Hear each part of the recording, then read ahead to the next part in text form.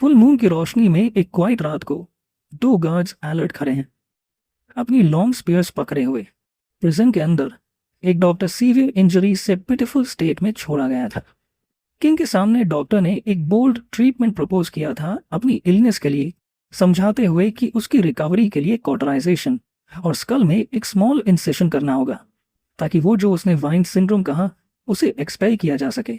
King चाओ चॉई appear होता है और गुस्से से उसकी तरफ एक्यूजिंग फिंगर पॉइंट करता है। बोलता है कि उसे पता है उसका किनशिप गुआन वायु से, और उस पर अक्यूज करता है कि वो इस अपॉर्चुनिटी का यूज करके उसे मारना चाहता है और गुआन वायु का रिवेंज लेना चाहता है। किंग तुरंत अपने गार्ड्स को ऑर्डर देता है कि डॉक्टर को सीज करो और उसे डंजन में फेंक दो, और उसकी ऑब्जेक्शंस के बावजूद वो आगे बढ़कर अपना डिफेंस करता है। वो किंग को वार्न करता है कि अगर उसे इम्प्रिजन कर दिया गया तो और कोई डॉक्टर नहीं बचेगा जो उसकी मैजेस्टी या प्रिंस की इलनेस ट्रीट कर सके। किंग चाओ चाओ का गुस्सा और इंटेंसिफाई हो जाता है और वो डिस्टिंक्टली पूछता है कि क्या वो इम्प्लाई कर रहा है कि उसकी और उसके बेटे की लाइफ उसके हाथ में डिपेंड करती है। उसे कुछ नहीं बल्कि एक एरोगेंट फिजिशियन कहकर बुलाता है। फिर वो गार्ड्स पर चिल्लाता है, ऑर्डर देता है कि उस पर सबसे क्रूअल पनिशमेंट इन्फ्लिक्ट करो, ताकि वो दोबारा कभी अपना मुंह न खोल सके। जब उसे ले जाया जा रहा होता है, डॉक्टर को उस इनजस्टिस की बिटरनेस महसूस होती है जो उस पर बिफॉल हुई है, जबकि उसका बस एक ही सपना था, और ज्यादा लाइव्स सेव करना। उसे याद आता है वो मोमेंट जब उसने अपने मेडिकल बुक्स एक जेलर को दे दिए थे, इस होप के साथ कि ये टेक्स्ट्स डॉक्टर्स को पूरी कंट्री में बीमारों को हील करने में हेल्प करेंगे। उसके दिमाग में आता है कि अगर वो मर भी जाए तो ये काफी है कि दूसरे लोग जिंदगी बचाते रहें। अचानक एक बिल्कुल अलग जगह पर वो एक मॉडर्न रूम में अवेकन होता है। अपने सर को दर्द से पकड़े हुए कंफ्यूजन में वंडर करता है कि वो कहाँ है और कितनी देर तक ऐसे ही फंसा रहेगा। उसे लगता है अगर वो अभी भी अलाइव है तो उसे और पेशेंस सेव करने चाहिए। उसका हाथ एक बुक पर गिरता है और वो वंडर करता है कि एक मेडिकल बुक इस जगह पर क्यों है, जो उसे उसके स्टूडेंट डेज याद दिलाता है और वो पैशन जो उसने पहली बार मेडिकल टेक्स्ट्स पढ़ते हुए फील किया था। कैसे उसने कभी उन्हें छोड़ना नहीं चाहा, बिलीविंग कि वो उनके बिना कभी डॉक्टर नहीं बन पाता। यंग मैन अस्टॉनिश होता है बुक के प्रिसाइज कंटेंट से, जो उसने कभी किसी मेडिकल बुक में नहीं देखा था। और भी ज्यादा स्ट्रेंज ये था कि वो हर एक वर्ड समझ रहा था, जबकि कैरेक्टर्स उसके लिए बिल्कुल नए लग रहे थे। फिर वो टाइटल अलाउड पढ़ता है, बेसिक ह्यूमन एनाटॉमी। उस मोमेंट पर स्ट्रेंज मेमोरीज जो उसकी अपनी नहीं थी उसके दिमाग में फ्लड कर जाती है। विविड मेमोरीज एक और इंसान की, एक मॉडर्न मेडिकल सेटिंग में, जैसे उसने खुद वो जिंदगी जियो। वो अपना सर इंटेंस पेन और कंफ्यूजन से पकड़ लेता है, फिर मिरर में अपना रिफ्लेक्शन देखकर शॉक होता है। वंडर करता है कि उसके साथ क्या हो रहा है और क्या ये पॉसिबल है कि उसने एक यंग मैन का बॉडी पोजेस कर लिया है। वो चिल्लाता है, किसी को बुलाता है कि कोई एक्सप्लेन करे क्या हो रहा है। थोड़ा काम होने के बाद उसकी आंखें अपने सराउंडिंग्स एक्सप्लोर करने लगती हैं और वो रेफ्रिजरेटर को रिकॉग्नाइज करता है और समझता है उसका फंक्शन फूड प्रिजर्व करना। उसका एस्टॉनिशमेंट बढ़ता है और वो वंडर करता है कि ये सब कैसे पॉसिबल है और वो अब किस एरा में है। डॉक्टर रियलाइज करता है कि ये मेमोरीज जो उसके दिमाग में आ रही है वो उस यंग मैन की है जिसका बॉडी उसने पोजेस किया है। शॉक में वो कुछ स्टेप्स पीछे हट जाता है, रेफ्रिजरेटर के अगेंस्ट लीन करता है और सोचता है कि वो फ्यूचर में कितना आगे ट्रैवल कर चुका है। रूम में एक स्ट्रेंज मशीन उसकी अटेंशन कैच करती है और उसकी न्यू मेमोरीज बताती है कि उसे कंप्यूटर कहा जाता है। उसे लगता है जैसे उसका बॉडी अपने आप मूव कर रहा हो, जैसे उसे ऑलरेडी याद हो कि इसे कैसे यूज करना है। उसके हाथ ऑटोमेटिकली टाइप करते हैं एक यूजर नेम और पासवर्ड, जो उसे और भी ज्यादा एस्टॉनिश करता है। उसे डिस्कवर होता है कि इस एरा में डॉक्टर्स इस डिवाइस का यूज करके सर्जिकल डेटा दूसरे डॉक्टर्स के ऑपरेशन से सर्च कर सकते हैं। वो अपनी इमेंस एडमिरेशन एक्सप्रेस करता है इस अमेजिंग वर्ल्ड के लिए, बिलीव करता है कि ऐसे टाइम में कोई भी डॉक्टर बन सकता है। उसका अमेजमेंट कंटिन्यू होता है जब उसे पता चलता है कि मॉडर्न मेडिसिन सिर्फ सेवलेट ब्लड वेसल्स रीअटैच करना ही नहीं बल्कि नर्व्स को भी रिकनेक्ट कर सकती है। जिस कंक्लूजन पर वो पहुंचता है कि मॉडर्न मेडिसिन ट्रूली इनक्रेडिबल है। अमिड्स दिस फैसिनेशन वो सोचने लगता है कि उसे इस एरा में क्यों भेजा गया। यकीन करता है कि इसके पीछे कोई हिडन रीजन होगा। अचानक ही उसके थॉट्स एक वायलेंट नॉक से डिस्टर्ब होते हैं और कोई चिल्लाता है। ली मिन्हो को बुलाता है और ऑर्डर देता है कि डोर खोलो, उसे स्किनी पंक कहकर। उसका दिल इंस्टिंक्टिवली रिएक्ट करता है और उसे लगता है कि डोर के पीछे जो भी है वो जरूर कोई ऐसा है जिससे ली मिन्हो बहुत ज्यादा डरता था। डोर फोर्स करके खोला जाता है और इंट्रूडर गुस्सा करते हुए चिल्लाता है। पूछता है कि क्या उसे समझ है उसने कितना बड़ा मेस क्रिएट कर दिया है। फिर गुस्से में उसके पास आकर पूछता है कि क्या उसका दिमाग खराब हो गया है। ये कॉन्फ्रंटेशन एक और मेमोरी ट्रिगर करता है जहां ली मिन्हो अपने कोलीग से डांटा जा रहा था, जिन्होंने ब्लेम किया था कि उन्हें भी स्कोल्डिंग उसकी वजह से मिली, और पूछा था कि क्या उसे कभी रिमोर्स होता है, विश करते हुए कि वो एक बार तो चीजें प्रॉपर्ली हैंडल कर सके। उसे अपनी मेमोरी से पता था कि ये इंट्रूडर किम हायोंग सीन है, जो ली मिन्हो का फेलो इंटर्न था। यो सीन उसके कपड़े वायलेंटली पकड़ता है, स्कोल्ड करता है कि उसने एक इंपॉर्टेंट कॉल इग्नोर किया एज एन इंटर्न, और कहता है कि उसकी वजह से उसे भी रिप्रिमांड मिला बाय समवन नेम्ड चो योंग सू। डॉक्टर कामली कहता है कि छोड़ दो, पर हायोंग सीन उसकी डिफाइन टोन पर स्कॉफ करता है और रिफ्यूज करता है। तब डॉक्टर डिसाइड करता है कि वो अपने आप को ओवरपावर होने नहीं दे सकता। एक स्विफ्ट और सडन मूव में वो उसे फ्लिप करके ग्राउंड पर फेंक देता है। बाहर टैक्सी के पास यू सीन अपना जो दर्द से पकड़कर उठता है और ली मिन्हो से पूछता है कि उसने फाइट करना कहाँ से सीखा।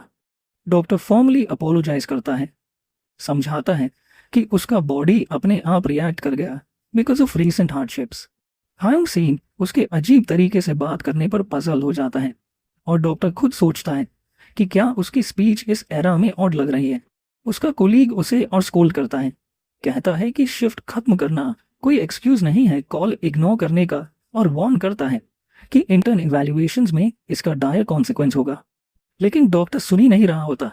वो मेस्मराइज्ड हो जाता है सिटी के ब्यूटीफुल व्यू से जो कार विंडो के बाहर दिख रहा था। कार्स, स्काई स्क्रेपर्स और एक मैसिव ब्रिज।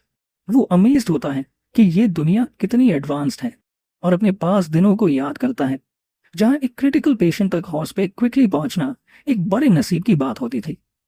वो विस्टफुली साई करता है, सोचता है अगर वो ऐसे प्लेस में जीता तो कितनी और लाइव्स सेव कर पाता। जब वो एक ह्यूज मॉडर्न हॉस्पिटल बिल्डिंग के सामने पहुंचते हैं, हायोंग सीन कहता है कि अंदर जाते ही अपॉलॉजी देने के लिए रेडी रहना। जब डॉक्टर अभी भी कंफर्टेबल ट्रांसपोर्टेशन पे अमेज हो रहा होता है जो उसने पहले कभी नहीं देखा था, किम हायोंग सीन नोटिस करता है कि वो ट्रेम्बल कर रहा है और वरीड होकर पूछता है कि क्या वो ठीक है। डॉक्टर अपना चेस्ट पकड़ता है दर्द से और रियलाइज करता है कि असली बॉडी का ओनर ली मिन्हो उसके कॉन्शियसनेस के अंदर से बोल रहा है। क्लियरली कहता है कि वो पिछली रात मर गया था और ये हॉस्पिटल ही है जिसने उसे मारा। एक series of overlapping memories flash होते हैं उसके दिमाग में, जहां वो एक मेडिकल टीम को देख रहा है जो एक पेशेंट को वेंट्रिकुलर फिब्रिलेशन से बचाने की कोशिश कर रही थी, डिफिब्रिलेटर को 150 जूल्स पर चार्ज करने का ऑर्डर देते हुए। मेमोरी क्लियर होती है और वो ली मिन्हो को खुद को खड़ा देख रहा है, शॉक्ड और हॉरिफाइड। मेमोरी शिफ्ट होती है डिपार्टमेंट हेड हुआंग इनबोंग के ऑफिस में, जो फ्यूरियसली चिल्लाता है कि इवन इन इंटर्न को पता होना चाहिए कि एक डिजीज्ड पेशेंट को ऑपरेटिंग रूम में नहीं लाया जाता। हायोंग सीन सिचुएशन को डिफेंड करने की कोशिश करता है, एक्सप्लेन करता है कि केस अर्जेंट था, पर डिपार्टमेंट हेड उसे कट ऑफ कर देता है और भी गुस्से में आ जाता है। वो रिवील करता है कि पेशेंट की फैमिली ने लॉसूट फाइल किया है और इमरजेंसी डिपार्टमेंट क्लेम करता है कि पेशेंट अभी भी अलाइव था और अब उसे इस मेस का सामना करना होगा एक नेग्लिजेंट इंटर्न की वजह से जिसने पेशेंट को प्रॉपर्ली चेक नहीं किया। हायोंग सीन फ्रस्ट्रेटेड लगता है, पर डिपार्टमेंट हेड एसर्टिवली कहता है कि इस इशू को इग्नोर नहीं किया जाएगा और ऑर्डर देता है कि ली मिन्हो को कंटिन्यूस शिफ्ट्स पे रखा जाए अंटिल लॉसूट ड्रॉप हो। एक और मेमोरी अपीयर होती है जहां मिन्हो एग्जॉस्टेड होकर अपने रूम में लौट रहा है और बेड पे कोलैप्स हो जाता है, अपने लास्ट थॉट्स याद करते हुए जब वो ओवरवर्क से 27 साल की एज में मर गया था। जब वो और हायोंग हॉस्पिटल एंटर करते हैं, डॉक्टर सोचता है कि पाओ वाले लोग चाहे पास्ट में हो या प्रेजेंट में बस अपनी प्राइड की परवाह करते हैं। जैसे ही वो अंदर आता है, वो स्टन हो जाता है पेशेंट्स के शेयर नंबर देखकर जो लॉबी में वेट कर रहे होते हैं, लेकिन ओवरवेल्म होने के बजाय उसकी आंखें एक्साइटमेंट से चमक उठती हैं। हैप्पीली वंडर करता है कि क्या वो इन सभी पेशेंट्स को खुद एग्जामिन कर पाएगा। दे आर इंटरप्ट होते हैं एक और डॉक्टर, ची योंग सू, जो सेकेंड ईयर रेजिडेंट है। वो गुस्से से उनको कॉन्फ्रंट करता है, उन्हें इनसिग्निफिकेंट बोलता है और पूछता है कि वो लेट क्यों आए। अपना थ्रेट स्पेसिफिकली ली मिनहो पर डायरेक्ट करता है। डॉक्टर को मिनहो की मेमोरी से याद आता है कि योंग सू अपने बैड टेम्पर के लिए जाना जाता है। योंग सू उसे स्कोल्ड करता है कि वो रिस्पॉन्ड क्यों नहीं कर रहा। फिर उसके तरफ एक कार एक्सीडेंट पेशेंट का फाइल थ्रो करता है। वो ऑर्डर करता है कि मिनहो पेशेंट को इंटुबेट करे, जबकि वो एक सेंट्रल वीनस लाइन सिक्योर करेगा, और नोट करता है कि पेशेंट के वाइटल साइंस बिल्कुल मैस हैं। और फिर एक हर्ष वार्निंग देता है कि अगर वो लास्ट टाइम की तरह फेल हुआ तो पेशेंट इस बार सच में मर जाएगा। जब हायोंग सीन उसकी तरफ कंसर्न से देखता है, डॉक्टर सिचुएशन को डिटर्मिनेशन के साथ देख रहा होता है, अपने आप को एश्योर करता है कि वो कर लेगा। डॉक्टर को फील होता है कि ली मिनहो ने जितने मेडिकल प्रोसीजर सीखे थे वो सब उसके दिमाग में अपने खुद के नॉलेज की तरह इम्प्रिंट हो गए हैं। वो फोकस करता है इंट्यूबेशन टास्क पर, जो एक लाइफ सेविंग टेक्निक है जब एयरवे ब्लॉक हो जाए या चेस्ट इंजरीज ब्रीदिंग को इम्पीड करे। मिनहो की मेमोरीज यूज करके वो प्रोसीजर स्टार्ट करता है। पहले एक लैरिंगस को पेशेंट के माउथ में इंसर्ट करता है, इंश्योर करता है कि ग्लॉटिस क्लियरली विजिबल हो। फिर ट्यूब को धीरे से ग्लॉटिस के आगे एडवांस करता है और उसे सिक्योर करता है। डॉक्टर अनाउंस करता है कि ट्यूब सक्सेसफुली सिक्योर हो गई है और रेजिडेंट चो योंग सू उसे प्रोसीड करने के लिए ऑर्डर करता है। यंग सू एस्टॉनिशमेंट से उसकी तरफ देखता है और सोचता है कि वो रेडी था उसे हार्शली स्कोल्ड करने के लिए अगर वो फंबल करता, लेकिन उसे लगता है कि मिनहो इस बार लकी था। अगले स्टेप में वो एक्सरे इमेज एग्जामिन करते हैं और डॉक्टर डीपली इंप्रेस होता है इस टेक्नोलॉजी से, जो बॉडी के अंदर देखने का मौका देती है। उसे कुछ रिब्स में फ्रैक्चर्स दिखाई देते हैं और वो वंडर करता है कि शायद ये फ्लेल चेस्ट है। उसे शैडोज भी दिखते हैं जो एक्सटर्नल फ्रैक्चर इंडिकेट करते हैं। तभी एक और डॉक्टर अराइव होता है जिसका नाम है ओ गुहान, जो कार्डियोथोरेसिक सर्जरी डिपार्टमेंट में फेलो है। योंग सू उसे इन्फॉर्म करता है कि इमेज में एक anterior flail chest with external fracture दिख रहा है। गुहान ऐड करता है कि इस लेवल की इंजरी के साथ मायोकार्डियल कंट्यूजन और सेप्सिस भी लाइकली है, और वो ऑर्डर देता है ईसीजी और अल्ट्रासाउंड करने के लिए। वो अनाउंस करता है कि टेस्ट्स कंप्लीट होते ही उन्हें पेशेंट का चेस्ट ओपन करना पड़ेगा, और किम हायोंग सीन को ऑर्डर देता है कि एनेस्थेसियोलॉजिस्ट बुलाए और एक ऑपरेटिंग रूम बुक करे। हायोंग तुरंत रश कर जाता है, जबकि गुहान नोट करता है कि शायद ये सर्जरी वो खुद परफॉर्म करेगा। गुहान डॉक्टर की तरफ मुड़ता है जो अब तक साइलेंटली स्टैंड कर रहा था, और योंग सू से कहता है कि वो मिनहो और एक और इंटर्न को साथ ले जाएगा, जबकि योंग सू अदर मैटर्स हैंडल करे। योंग सू ऑब्जेक्ट करता है, रिमाइंड करता है कि मिनहो अपनी ड्यूटी से बाहर है डिसिप्लिनरी मेजर की वजह से, लेकिन गुहान उसे डिसमिस करता है और कहता है कि वो उसे अपने पास रख कर ही देखना चाहता है। फिर वो मिनहो की तरफ मुड़ता है और कहता है कि इस बार फोकस रहना। डॉक्टर एंथुजियास्टिकली रिप्लाई करता है, यस सर। उसे ओवरजॉय फील होता है कि अब वो सर्जरीज विटनेस कर पाएगा जो उसने सिर्फ वीडियोस में देखी थी। ऑपरेटिंग रूम के अंदर वो पेशेंट का ओपन चेस्ट ऑब्जर्व करता है, नोटिंग कि लंग टॉन है और हार्ट के आसपास ब्लड पूल्ड है।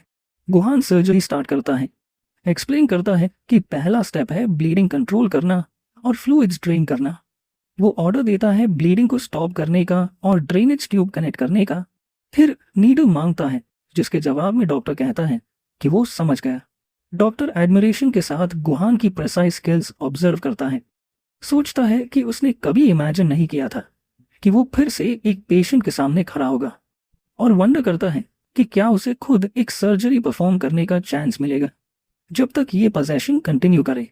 वो रियलाइज करता है कि एक इंटर्न होने के नाते शायद वो चांस उसे ना मिले, लेकिन वो विश करता है कि वो ज्यादा देर तक रुक सके और पेशेंट्स को सेव कर सके, ना कि उन हर्श कंडीशंस में जहां वो पहले रहता था, बल्कि इस मॉडर्न एरा में जहां सब प्रिपेयर्ड और अवेलेबल होता है। सर्जरी सक्सेसफुली कंक्लूड होती है और ओ गुहान पेशेंट के रिलेटिव को रियश्योर करने जाता है कि ऑपरेशन वेल हुआ है, और वो उसका वार्मली थैंक्स करती है। बाद में गुहान डॉक्टर की नॉलेज टेस्ट करता है, उससे पूछता है मायोकार्डियल कंट्यूजन के दूसरे रिस्क्स क्या हैं। वो कॉन्फिडेंटली जवाब देता है कि पेशेंट वेंट्रिकुलर अरिथमिया या हार्ट फेलियर सफर कर सकता है, गुहान टेस्ट कंटिन्यू करता है और मेडिकेशंस के बारे में पूछता है, तो डॉक्टर रिप्लाई करता है कि केसेस ट्रीट होते हैं एंट्रिथमिक्स जैसे लिडोकेन या डिजिटली से हार्ट फेलियर के केसेस में। गुहान इम्प्रेस्ड होता है उसके आंसर से और मिन्हो की सिचुएशन पर रिफ्लेक्ट करता है। उसने सुना था कि रेजिडेंट्स उसे हार्ड टाइम दे रहे थे डिपार्टमेंट हेड के ऑर्डर्स पर, लेकिन वो नोटिस करता है कि यंग मैन ने सब डिफिकल्टीज ओवरकम कर ली हैं। जहां ज्यादातर लोग गिव अप कर देते, मिन्हो की गेज और वाइब्रेंट और डिटर्मिन लग रही थी, उसकी एक्सेप्शनल पैशन को रिफ्लेक्ट करते हुए। बाद में एक और इंटर्न सोनन जियो उसे एक कप कॉफी ऑफर करता है। कमेंट करता है कि वो पहले उसे ट्रबल मेकर समझता था, लेकिन अब उसका माइंड चेंज हो गया है, और गुहान अग्री करता है। वो जियो से कहता है कि मिन्हो को बॉदर करना बंद करे और उसे काइंडली ट्रीट करे, स्पेशली क्योंकि लॉसूट ड्रॉप हो गया है, और एक्सप्लेन करता है कि उसे सीक्रेटली और केयरफुली देखभाल करनी चाहिए। जियो अग्री करता है, लेकिन गुहान के जाने के बाद भी जियो वरीड फील करता है। सोचता है कि चाहे मिन्हो अनफेयरली ब्लेम हुआ हो, क्या डिपार्टमेंट हेड हैंग वाकई साइलेंट रहेगा। ब्रेक रूम में डॉक्टर अपना पहला मील खाने के लिए बैठता है। जल्दी खाना खाना चाहता है किसी इमरजेंसी के आने से पहले। वो एक बॉल इंस्टेंट रामेन को कॉन्टेम्पलेट करता है, उसकी फ्रेग्रेंट स्मेल और नूडल्स की स्ट्रेंज शेप को एडमायर करता है। जैसे ही वो इस मॉडर्न फूड का टेस्ट लेने वाला होता है, चो योंग सू सडनली अपीयर करता है और पूछता है कि क्या वो खाना खा रहा है। डॉक्टर रिप्लाई करता है कि उसे अभी कुछ फ्री टाइम मिला है, but before he can take his first bite, Young Soo उसके हाथ से कप स्नैच कर लेता है, डिक्लेयर करता है कि वो स्टार्विंग है और ऑर्डर देता है कि वो अपने लिए एक और बना ले। डॉक्टर सोचता है अपने मन में कि उसने कभी इतना डिस्पिकेबल स्काउंडल चाउट से ज्यादा नहीं देखा, और ये आदमी एक बीटिंग डिजर्व करता है। मीनवाइल जियो सिचुएशन को देखता है और योंग सू से बात करता है उसकी कांस्टेंट कंप्लेंट्स के बारे में मिन्हो पर, जिसने उसका कॉल इग्नोर किया था और अपनी शिफ्ट छोड़ दी थी। लेकिन जियो उसे डिफेंड करता है, कहता है कि वो उसके ऑफिशियल वर्क आवर्स के बाहर था और डॉक्टर ओहन ने उन्हें बोला था कि उसे बॉदर करना बंद करो, जो योंग सू को सरप्राइज करता है। दोनों रेजिडेंट्स अपनी कॉन्वर्सेशन कंटिन्यू करते हैं, जिसमें सन जियो कंसर्न एक्सप्रेस करता है कि इंटर्न्स उनके डिपार्टमेंट को अवॉइड कर रहे हैं और अगर हैरासमेंट कंटिन्यू हुई तो उन्हें इनफ एप्लीकेंट्स नहीं मिलेंगे। योंग सू इंडिफरेंटली रिप्लाई करता है कि वैसे भी होता है तो बेटर है उन्हें हद तक काम कराओ ताकि वो सीख ले। जियो पॉइंट आउट करता है कि उन्होंने मिन्हो को ज्यादा कुछ सिखाया ही नहीं, बस हरास किया है। यंग सू गुस्सा हो जाता है और अक्यूज करता है उसे डिफेंड करने का। सार्कास्टिकली पूछता है कि क्या उसने उसे मील खिलाई है, जिससे जियो सोचता है अपने मन में कि उसका कुली कितना चाइल्डिश है। बाद में डॉक्टर राउंड्स पर जाता है सन जियो के साथ, जहां इंटेंस बेसिक क्लिनिकल स्किल्स सीखते हैं। डॉक्टर नोटिस करता है कि दूसरों के साथ अनलाइक उसका दिल जियो के पास एंग्शियसली नहीं धड़कता, जो उसे कंक्लूड कराता है कि वो बुरा इंसान नहीं है। जियो उससे उसकी नेक्स्ट रोटेशन के बारे में पूछता है और वो रिप्लाई करता है कि इमरजेंसी मेडिसिन डिपार्टमेंट है। जियो कमेंट करता है कि शायद वो उनके डिपार्टमेंट से बेटर होगा, और डॉक्टर अपने मन में वंडर करता है कि क्या जियो रियलाइज करता है ली मिन्हो ने जितनी इनजस्टिस सफर की है। जियो कंटिन्यू करता है बात करना स्पेशलिटी चूज करने के वक्त के बारे में, और डॉक्टर स्माइल के साथ रिप्लाई करता है कि वो कार्डियोथोरेसिक सर्जरी या न्यूरो सर्जरी कंसिडर कर रहा है। जियो शॉक हो जाता है उसके आंसर से, वंडर करता है कि वो उनके डिपार्टमेंट ज्वाइन क्यों करना चाहेगा आफ्टर ऑल उसने जो सफर किया। क्यूरियोसिटी से वो उससे फॉलो करने को बोलता है ताकि उसकी स्किल्स टेस्ट कर सके, और उससे पूछता है कि एब्सेस के इंसेशन और ड्रेनेज करते वक्त सबसे इंपॉर्टेंट प्रिकॉशन क्या होती है। डॉक्टर कॉन्फिडेंटली आंसर करता है कि सबसे इंपॉर्टेंट चीज होती है लोकल अनएस्थेटिक इंजेक्शन के डेप्थ को कंट्रोल करना। जियो इम्प्रेस्ड होता है उसके नॉलेज से और उसे प्रोसीजर परफॉर्म करने अलाउ करता है। डॉक्टर स्किलफुली प्रोसीजर परफॉर्म करता है, एब्सेस इंसाइज और ड्रेन करता है। याद करता है कि उसके टाइम में सिर्फ स्किन पंक्चर करके स्क्वीज कर देते थे।